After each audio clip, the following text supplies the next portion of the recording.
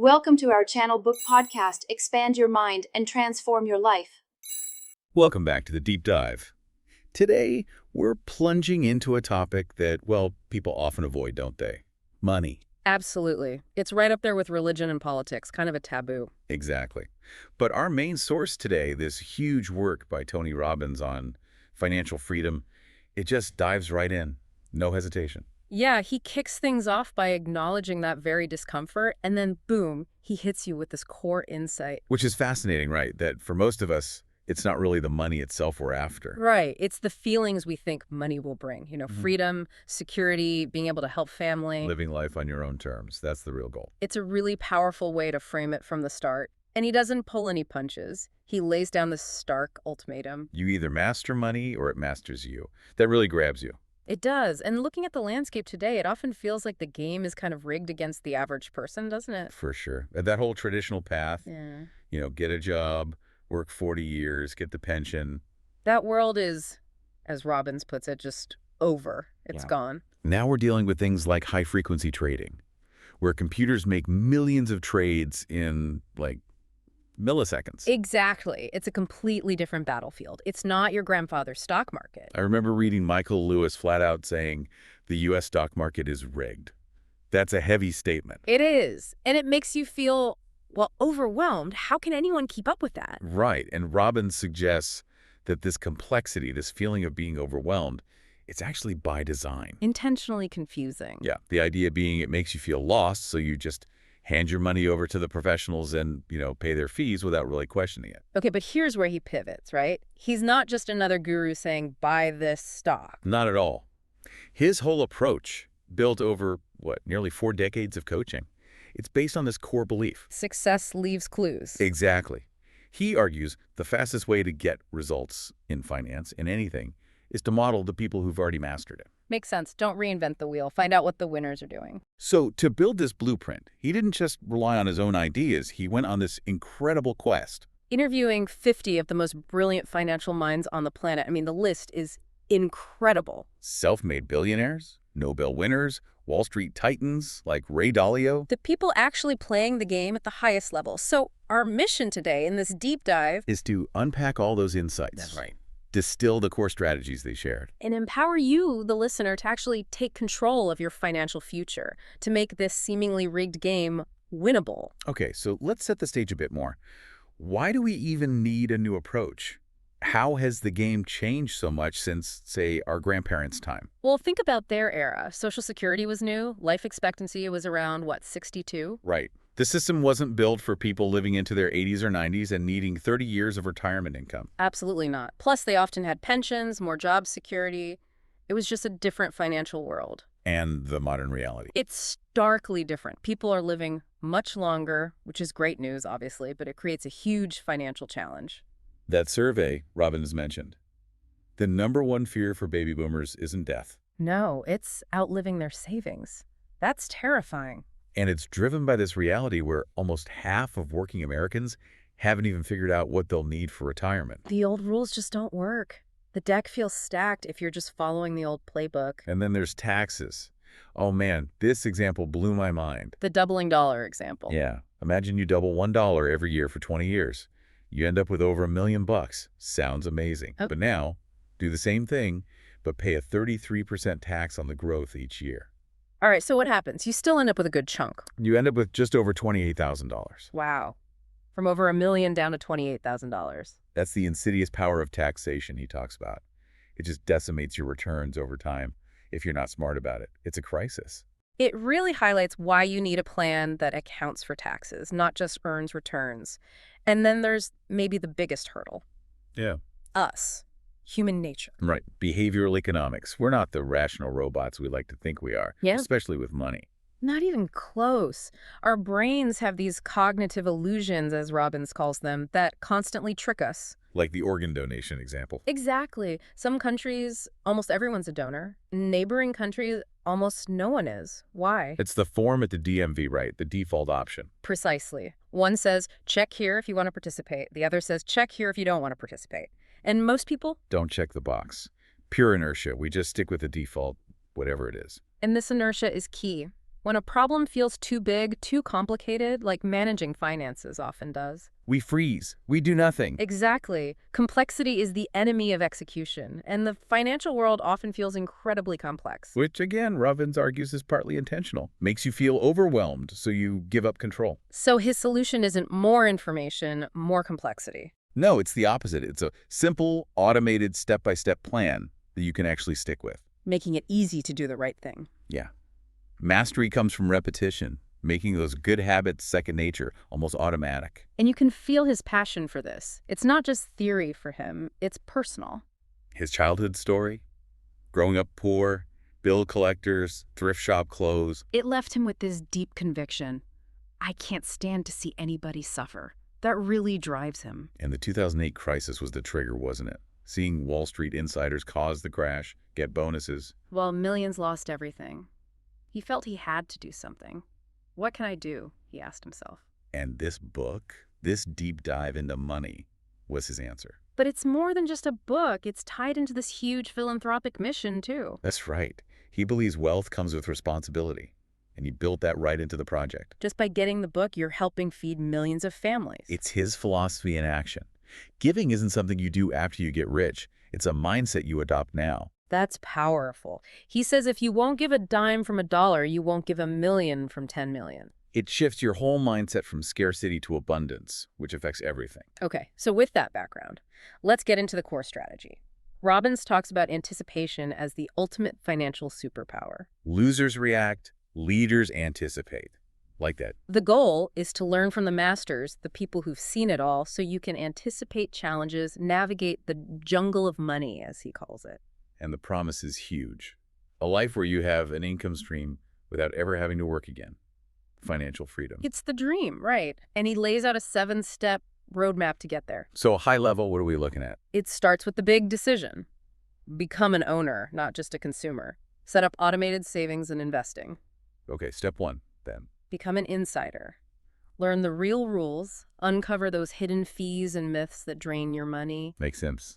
Know the game you're playing. Then figure out the price of your dreams. Make it a winnable game, not some impossible target.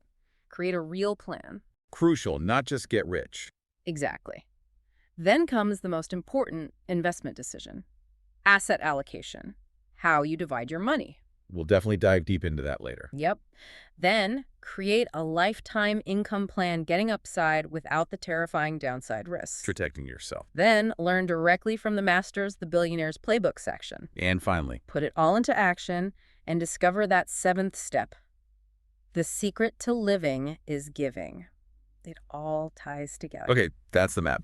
One of the biggest engines on this journey is something we've all heard of, but maybe don't fully grasp: compound interest. Ah, yes.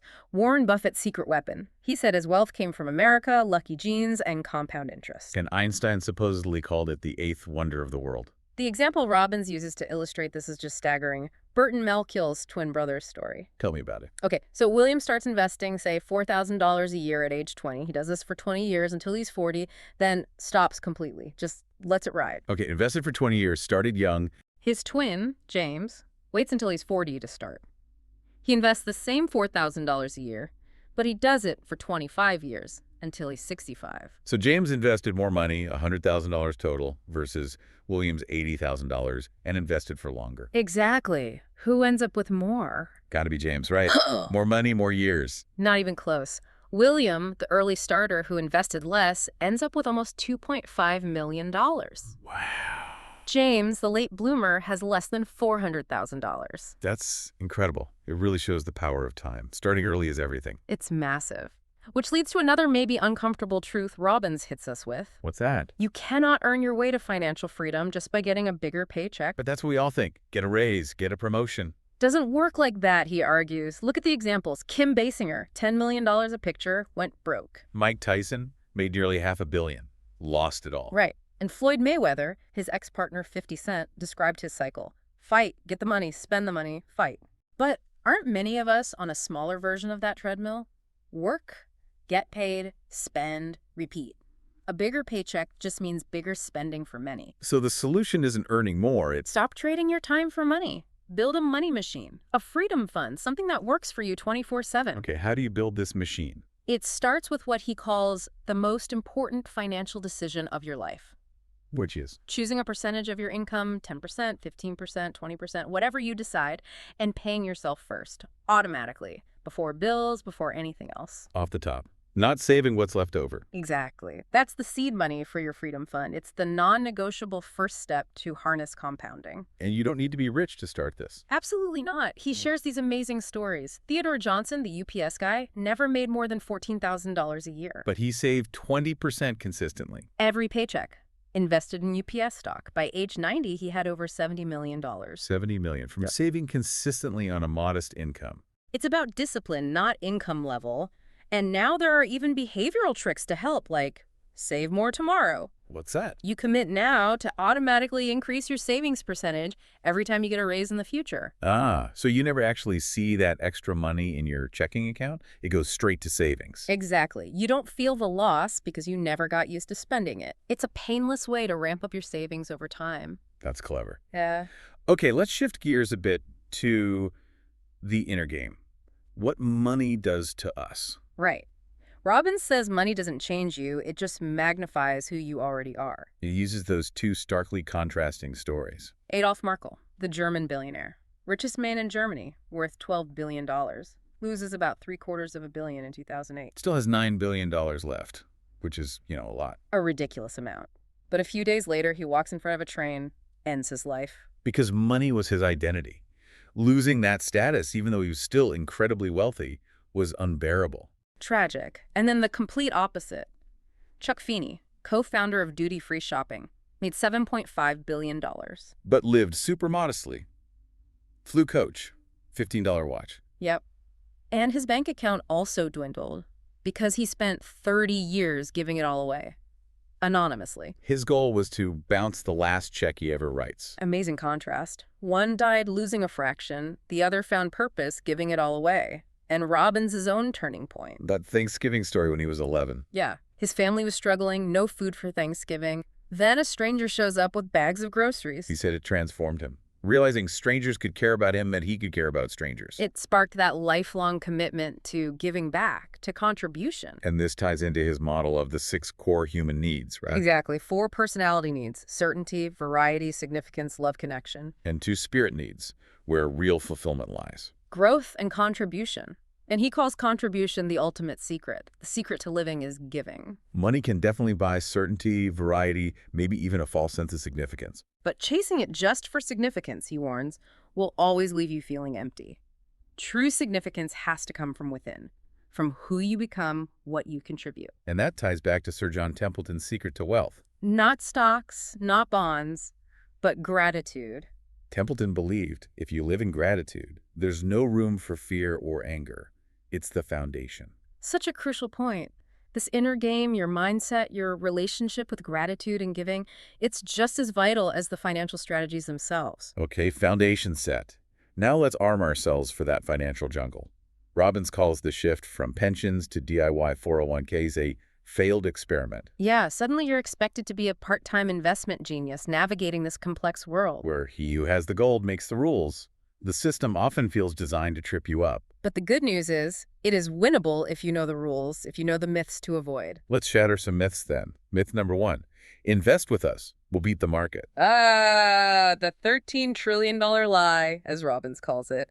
The typical actively managed mutual fund deal. You put up 100% of the capital, take 100% of the risk. If it goes up, they keep a huge chunk in fees. If it goes down, you take the full loss, but they still get paid their fees. That sounds like a terrible deal for the investor. It is. Jack Bogle, Vanguard's founder, showed how those fees, maybe 2% or 3% a year, can eat up 70%, even 80% of your potential lifetime returns. It's highway robbery, hidden in plain sight. And the punchline is they don't even deliver. The statistic is staggering. 96% of actively managed mutual funds failed to beat their benchmark index, like the S&P 500, over any sustained period. 96%. So why pay huge fees for underperformance? Exactly. The simple solution: own a tiny piece of all the great companies through a low-cost index fund. Just match the market. And this isn't some radical idea. It's what Buffett advises, what David Swinson at Yale advises. Buffett even won that $1 million bet against hedge funds, proving an index fund could beat the pros.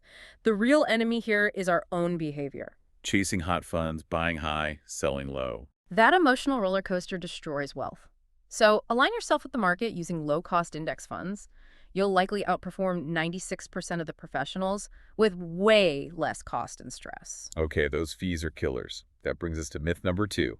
Our fees, they're a small price to pay. Right. Robbins calls this the world's largest skimming operation. It's like those hidden resort fees on hotel bills, but way worse. So the advertised fee isn't the whole story. Not even close. The average actively managed fund might cost you all in over 3% a year, maybe more. A good index fund, maybe 0.1% or even less. That's a massive difference, like 30 times more. And remember that 3 friends story. Same starting money, same 7% market return. Friend paying 1% in fees ends up with almost twice as much money after 30 years as the friend paying 3%. Wow, fees literally cut your nest egg in half, or worse. They devour 50–70% of your potential wealth over a lifetime, and they hide it. They want you focused on the expense ratio, the tip of the iceberg. But there are other fees buried in the fine print. Economists found up to 17 different kinds: transaction costs, administrative fees, soft dollar costs. It's deliberately confusing. So what's the solution? Get your total annual investment cost way down. Aim for 1.25% or less. Use low-cost index funds from places like Vanguard or dimensional funds. And doing just that can speed things up significantly. Robbins says it can help you reach your goals 5, 10, even 15 years faster just by cutting out the unnecessary fees. It's huge. Okay, next myth. I'm your broker, and I'm here to help. This is about trust, right? Who can you actually rely on? Exactly. You know cash loses to inflation, but the market feels risky. Who's guiding you? He uses that image of the wheeled beast at the crocodile-filled river. So the key distinction is? Broker versus fiduciary. This is critical. Explain the difference. A broker operates under a suitability standard. The investment just has to be suitable for you. Not necessarily the best, not the cheapest, just suitable. Robbins asks, would you want a suitable marriage? Or suitable brain surgery? Yeah. Probably not. Right. A fiduciary, on the other hand, is required by law to put your best interests first. Always. No conflicts of interest. So one is legally obligated to act in my best interest. The other just has to sell me something suitable. Pretty much. Think of it like this. A broker is often paid commissions to sell specific products, like a butcher selling meat. A fiduciary charges a transparent fee for advice, like a dietitian recommending what's best for your health. And the conflicts with brokers are real. Absolutely. Nearly half of mutual fund managers don't even own shares in their own funds. The chef doesn't eat his own cooking. And remember the Enron example. Wall Street firms telling clients to buy or hold even as it was collapsing internally. Awful. So the solution is actively seek out a true independent fiduciary, often called a registered investment advisor, RIA. And ask those key questions. Yes. 1. Are you a registered investment advisor, legally a fiduciary? 2. How are you paid transparent fees or hidden commissions? 3. Where is my money actually held with a large independent custodian like Schwab or Fidelity, not your own firm? Got it. Find someone legally bound to help you, not just sell you something. Okay, next myth. I hate annuities, and you should too. Yeah, annuities get a really bad rap, don't they? Lots of negative perception out there. But Robbins points out something surprising. Ben Bernanke, the former Fed chairman, his 2 largest personal holdings disclosed were annuities. Interesting. So maybe the hate is misplaced. Well, the concept itself is ancient Roman Empire old. The bad name comes mostly from one specific type: variable annuities. What's wrong with those? They're essentially high-fee, underperforming mutual funds wrapped inside an even more expensive insurance layer. Total fees can hit almost 5% a year. It's often a terrible deal. So avoid variable annuities. But other types might be okay. Exactly. Don't throw the baby out with the bathwater. He highlights fixed-indexed annuities, FIAs. What do FIAs offer? The potential for guaranteed lifetime income, like a personal pension, and 100% principal protection. You don't lose money if the market crashes. Upside potential with downside protection. Some of them, yes. Modern hybrid FIAs can offer 100% principal protection, let you participate in some of the stock market's gains, and include an optional rider for guaranteed lifetime income. Sounds pretty good for the safe money part of a portfolio. It can be. He even helped create versions accessible for younger people making smaller contributions. The key is understanding the different types and their costs, not just dismissing all annuities based on the bad reputation of variable ones. Makes sense. Okay, myth number 8. You got to take huge risks to get big rewards. The classic no risk, no reward. We hear it all the time. But the best investors, the billionaires Robbins interviewed, They think differently. Completely differently. Their number one focus is protecting the downside, avoiding big losses. Like Richard Branson launching Virgin Airways. Looked super risky. But he had a secret deal. He could give the planes back to Boeing if it failed. He limited his potential loss. Or Kyle Bass betting against the housing market. Turned $30 million into $2 billion. Sounds risky, but he structured the bet so he was risking maybe 3 cents for every dollar of potential upside. That's asymmetric risk-reward. Risk a little to potentially make a lot. Exactly. And Bass's nickel trade. Buying $2 million worth of nickels because the metal in the nickel was worth more than 5 cents. What was the downside? A nickel is always worth 5 cents. Worst case, he breaks even. Upside, a guaranteed profit if metal prices stayed high or rose. It's finding those heads I win, tails I don't lose much scenarios. And tools that offer this kind of asymmetric payoff are becoming more available? Yes, things once only for those super rich. Like structured notes, basically a loan to a big bank where you get your principal back guaranteed, plus potentially some stock market gains. Or market-linked CDs? FDIC insured, so your principal is safe. But instead of tiny interest, you get a percentage of the stock market's growth, potentially way more return, same safety as a regular CD. And the fixed index annuities, FIAs, we Yeah. just talked about. Right. 100% principal protection, market participation, optional lifetime income. You don't have to take huge risks to get good returns if you use the right tools for the right part of your portfolio. Okay, final myth, number 9. The lies we tell ourselves. This sounds internal. It is. Beyond all the external myths and bad advice, Robbins argues the biggest obstacle is often us, our own limiting beliefs and fears. I'm not smart enough. It takes money to make money. The system's rigged against me anyway. All those stories we tell ourselves that keep us stuck. He has this powerful 3-step formula for breaking through. What is it? If you want to change your life, you have to change your strategy, your story, and your state. Okay, break that down. Strategy. That's the how-to. You need a proven plan. Model the best, like we've been discussing. Use the blueprints in the book. Sorry. This is huge. He says it's 80% psychology. Your limiting stories, I'm not good with money, control your emotions, which then drive your actions or inaction. He uses that Stanford research about stress. Incredible, right? Stress itself isn't the killer. It's the belief that stress is harmful that's dangerous. People who reframe stress as their body rising to a challenge didn't have the negative health effects. So the story you tell yourself literally changes your body's physical response. Exactly. Your story shapes your reality. And the third part, state. Your physical and emotional state. Yep. It's almost impossible to have an empowering story if you're feeling tired, stressed, fearful, you can't think clearly or act decisively. So how do you change your state quickly? Radically change your physiology. Move your body. Change your posture, your breathing. Stand tall. Put on music. That Harvard power posing research. Yeah. Standing confidently for 2 minutes actually changes your hormones. Yeah. Increases testosterone, confidence hormone, decreases cortisol, stress hormone. Your body can literally change your mind, which helps you change your story. It all comes back to we all get what we tolerate. Exactly. Stop tolerating the old excuses, the limiting stories, the feeling of being stuck.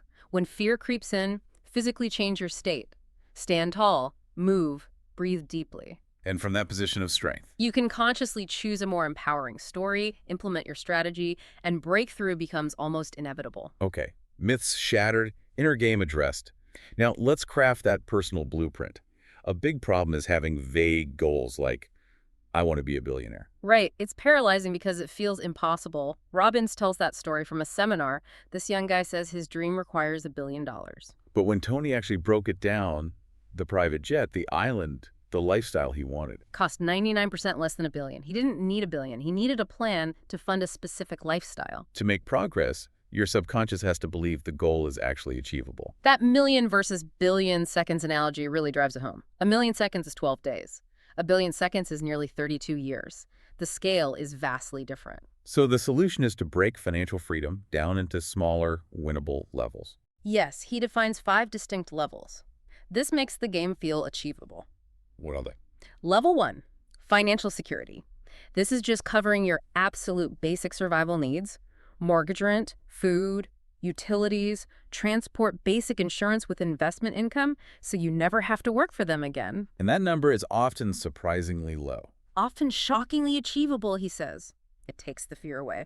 Level 2 is financial vitality. Security plus half your fun money clothes, restaurants, small luxuries. Getting better. Level 3. Financial independence. Your investment income now covers your current lifestyle completely. Work becomes a choice, not a necessity. That's a huge milestone for many people. Massive. Level 4 is financial freedom. Everything you have today, plus 2 or 3 significant luxuries you've always dreamed of: vacation home, boat, major charity goal. And the top level. Absolute financial freedom. Money is simply no longer a factor in any decision you make, ever. Seeing these levels makes it feel much more like a staircase you can climb, rather than an impossible mountain. Exactly. And achieving them involves 3 things.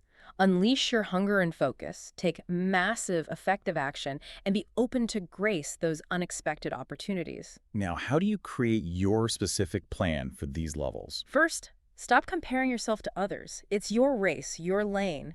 Focus on your plan. He mentions a wealth calculator app in the book. Yeah, a tool that asks simple questions about your situation, your savings commitment, and builds a realistic plan using conservative assumptions. It shows you the path. And the case studies show it works for different people, like Angela, 48, zero savings. Yeah, she thought she was doomed, but factoring in Social Security and a solid plan showed she could reach financial security by 62, not 72.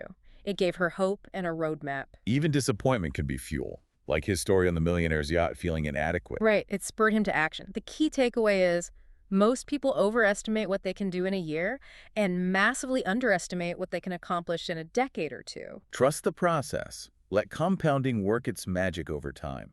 Okay, so you have your plan, your levels. Now, how do you accelerate the journey? He gives 5 game changers. Accelerator number 1. Save more and invest the difference. Find hidden savings in your biggest expenses. Start with your home. The mortgage example. A $500 K house can cost $1 million over 30 years with interest. But making small extra principal payments early on, like maybe 1 extra payment a year or a bit each month, Can cut years off the loan and save massive amounts of interest. can potentially pay off a 30-year mortgage in 15, 20 years, putting hundreds of thousands back in your pocket to invest. Same with cars. That expensive lease might feel good, but is it worth delaying freedom? It's about conscious choices, not deprivation. And the latte factor. Yeah, David Bach's concept. Small daily spending coffee, lunch out seems trivial, but over 40 years, that $4 latte could cost you $500,000 in lost savings and growth. So the action is a mindful spending plan. List expenses, rate the joy versus the joy of freedom. Exactly. Redirect money from low-joy spending to your freedom fund. Okay, accelerator 2. Earn more and invest the difference. This has unlimited potential. Remember Jim Rohn. To have more, you simply have to become more. Work harder on yourself than your job. Yes. Increase your value in the marketplace. Learn new skills. Adapt to technology. He notes during the recession, unemployment hit 10%, but only 1% for those earning over $100.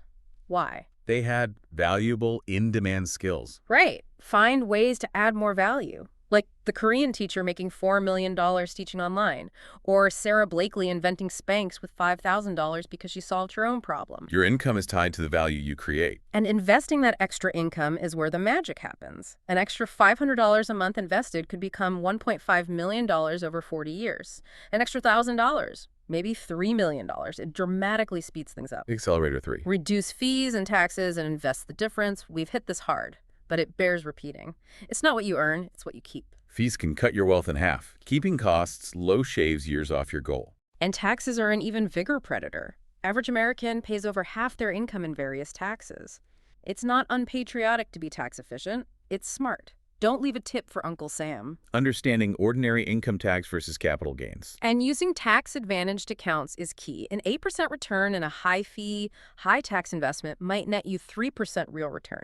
That takes 24 years to double. Whereas the same 8% in a low-cost, tax-efficient account Might net you 7.5% real return. That doubles your money in under 10 years. Massive difference. Use those 401ks, IRAs, Roths. Okay, number 4. Get better returns and speed your way to victory. Now, this isn't about huge risks. Remember, asymmetric risk reward. Risk a little, make a lot. Paul Tudor Jones aiming for 5.1 reward to risk. Exactly. And core strategies like asset allocation and diversification help manage risk while seeking return.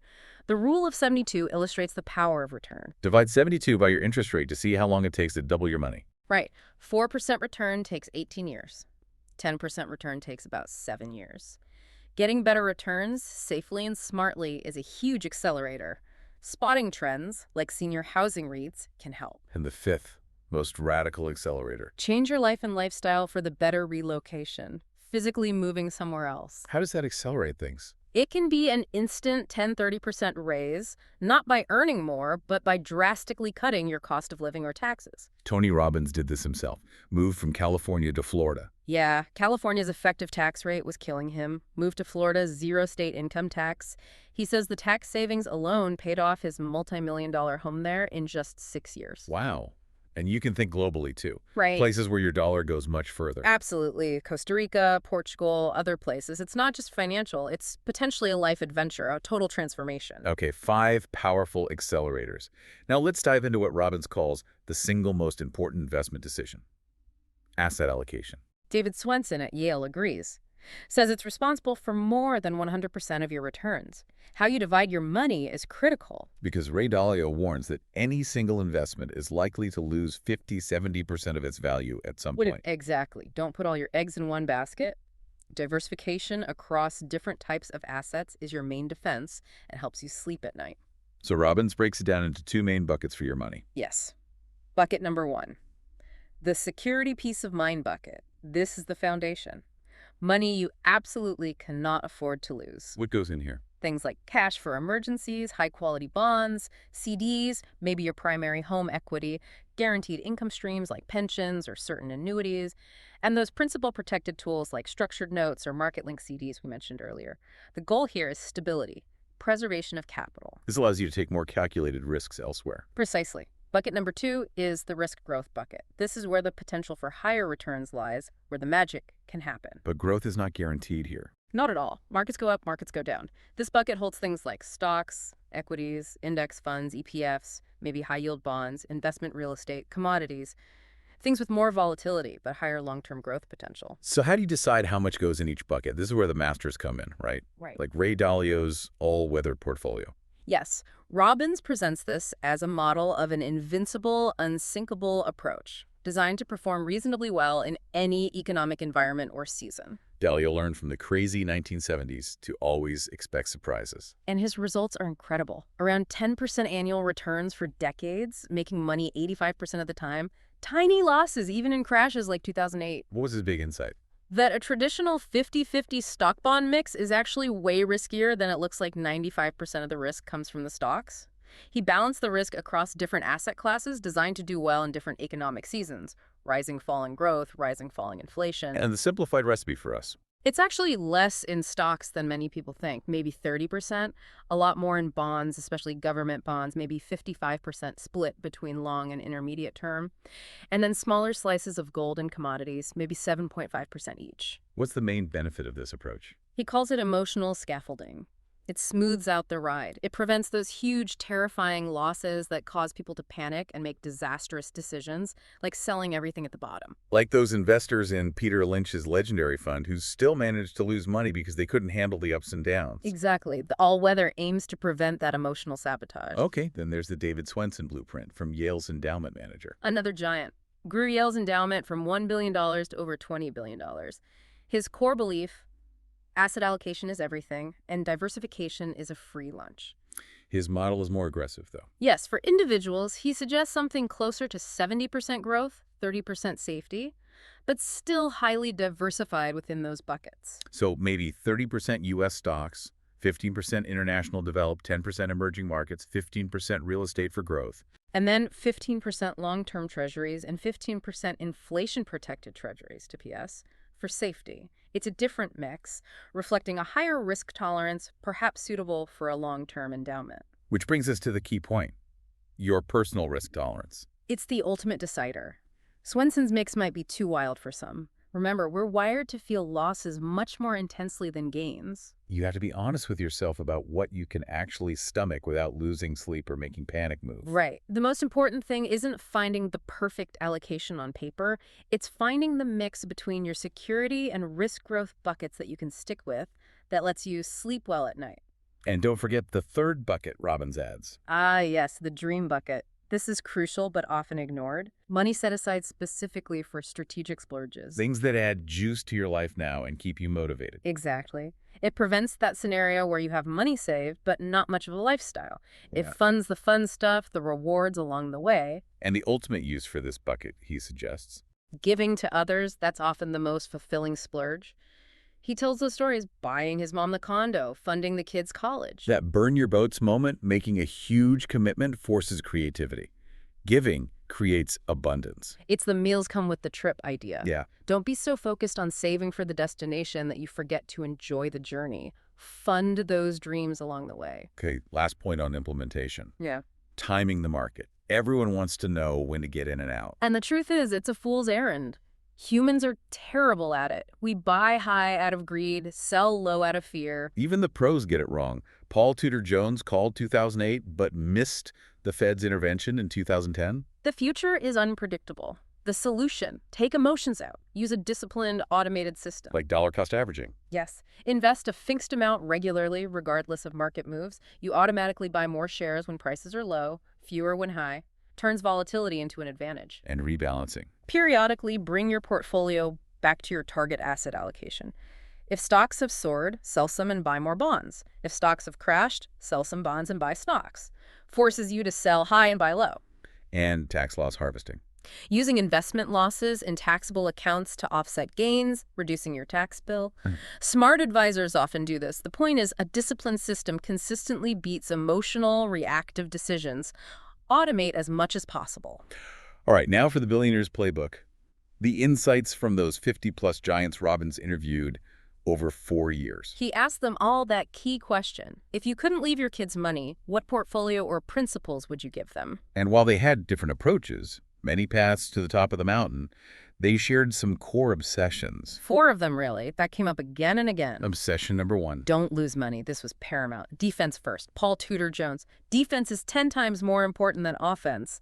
Losing 50% requires a 100% gain just to get back to even. Avoid big losses. Makes sense. Obsession 2. Risk a little to make a lot. That asymmetric risk reward we talked about.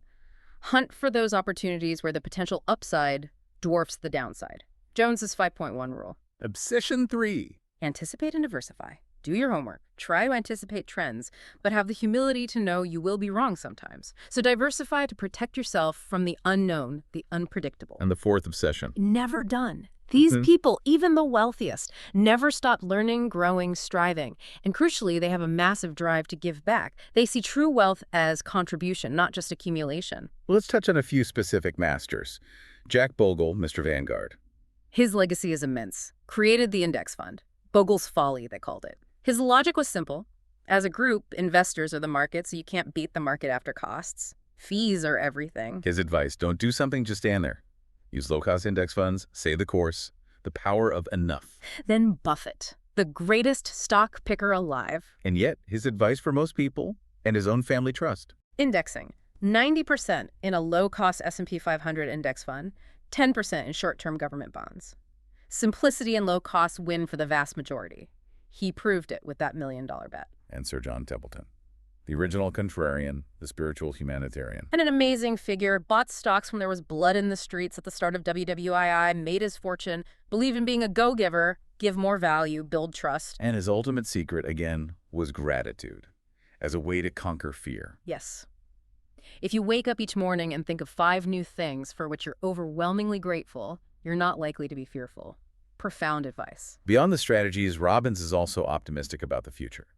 Technology as a hidden asset. Hugely optimistic. He stresses that change is exponential now. We're in a maker revolution. The story of the teenager building a mind-controlled prosthetic arm for $250 using online plans and a 3D printer. Incredible. Innovation is being democratized. Technology consistently turns scarcity into abundance, like oil replacing whale oil or potentially clean water from air soon. So as material problems get solved, Meaning will come more from purpose, contribution, fulfillment, not just accumulating stuff. He uses that Twilight Zone parable. the gambler in heaven who wins every time but becomes miserable. A life without challenge is its own hell. Right. Which leads to the ultimate secret, the wealth of passion. Success without fulfillment is the ultimate failure. Happiness is the real endgame. And your quality of life comes down to those 3 decisions. 1, what you focus on, abundance versus lack. 2, what things mean to you, is failure an end or a lesson. 3, what you do based on your state. He recommends priming yourself daily, that 10-minute routine. Gratitude, blessings, visualizing goals achieved, setting your emotional state for success, because ultimately wealth is found in living for something bigger than yourself. Like Malala saying, they can shoot a body, but not my dreams. Passion conquers fear. And money can buy happiness, research shows, but mainly when spent in specific ways. Yeah. Experiences, buying back your time, and most powerfully, Investing in others. Spending on others brings more lasting joy than spending on yourself. study after study confirms it. Giving is fulfilling, it's even healing, it's a mindset. True wealth isn't what you get, it's what you have the capacity to give. Wow. So we have covered an immense amount of ground today in this deep dive.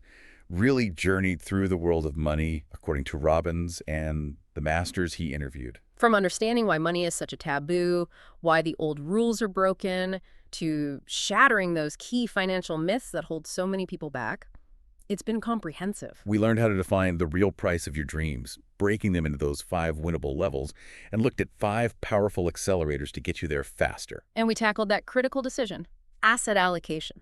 How to divide your money using frameworks like the all-weather or Swenson models, balancing security and growth based on your tolerance. The bottom line is, you, the listener, are no longer flying blind. You've got the insider knowledge now, the strategies, the mindsets of the most successful investors. It's a path towards not just financial freedom, but also, hopefully, real peace of mind around this often stressful topic.